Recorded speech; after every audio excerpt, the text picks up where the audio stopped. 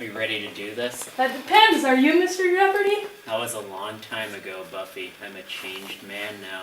Okay, let's hope you still know your history. Come on, let's go. Of course I do.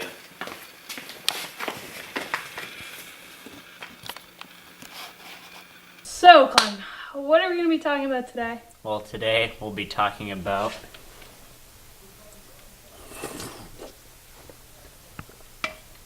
Operation Mincemeat. Let's hear it.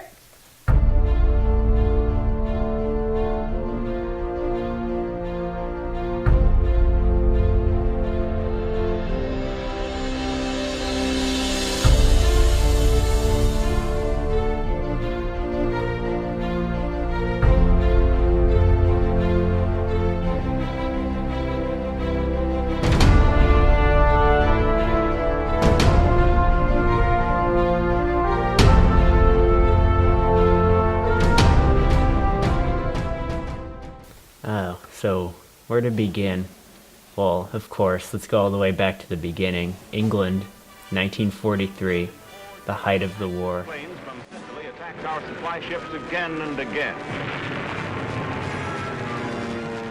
At this point, it's anyone's game, and England realized they need to do something to turn the tides, literally. We open on Churchill, sitting in his office, doing whatever it is that prime ministers do, when two men walk in, Charles Chumley and Ewan Montagu. Churchill says, "What are you two blokes doing here?" Cholmondeley goes on to explain his plan to fool the Nazi.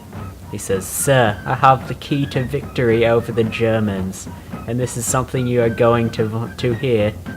At this point, the Allies have two options to invade the Nazi German Empire, to go through Sicily or Greece. So Churchill's like, "Take a seat," because at this point he's desperate, like a starving man jumping on a Christmas ham. And then Montagu went back to explain his operation. "Brother, we can use a dead body and plant it into Nazi hands. The dead body will have fake plans saying that we are invading the Axis power through Greece, when we are actually going to invade through Sicily." Churchill was like, "That's what I call corkscrew thinking, you little bugger." So they sat and talked about the overarching details, and eventually Churchill was sold on Operation Mincemeat.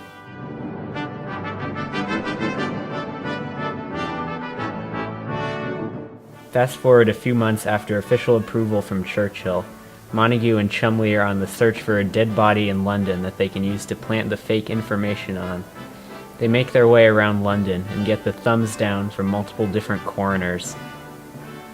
The reason they had such a difficult time finding a dead body was because they needed to find a person who was alone, who had no one who cared about them, and they also needed to find a person who died from pneumonia.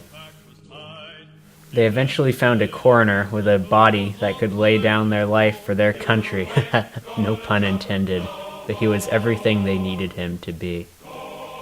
He had no family and was of military age. The one problem they encountered was that he died from eating rat poison, not of pneumonia. They eventually got around this problem by making the dead pilot a Roman Catholic, because at the time it was illegal for Roman Catholics to perform medical autopsies. So Montagu and Chumley took the dead body to a secret military base, where they created a new persona for the homeless man. Montagu and Chumley pondered over what to name the handsome devil, and they eventually decided on Major William Martin. The whole secret base got involved in helping create this mystery soldier. Women sent in cover photos and love letters in an effort to win the role as Major William Martin's fiancée. It was even reported that Montagu walked around the office in Martin's military uniform to break it in.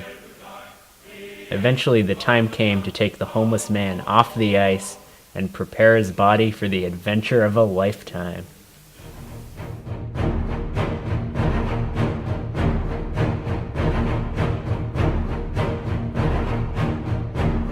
While dressing him, they filled the pockets of Major Martin with photos of his fiancée, letters from his family members, and the papers with the information that the Allied powers would use to invade Greece, and Sicily would be used as a fake cover-up.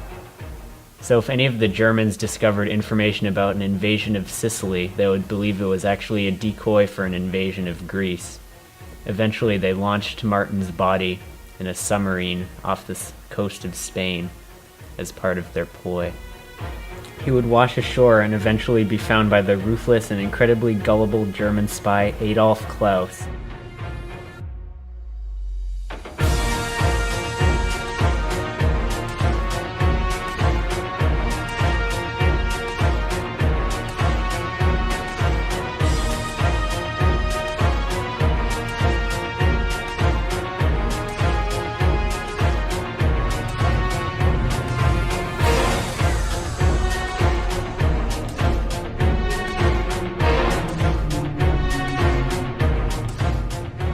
Klaus was extremely shocked and said, "I can't believe my luck. This document has the power to win Germany the war." With his information, he passed the message on to German officials, and with it the German Empire had to make a decision. Should the papers be taken with a grain of salt, or should the information be used to crush those posh Brits? After getting the okay from Hitler, the Germans decided they would move 90,000 troops from Sicily to Greece in order to prepare for the fake invasion. But anyway, Montagu and Chumley received the confirmation they needed in order to begin the invasion. It was Operation Mincemeat that helped the Allies win the war, and it was Project Mincemeat that allowed for the free world and good to prevail over the Nazis. Thanks, Clown. That was a great story. Thanks, but don't thank me. Thank Montagu and Chumley.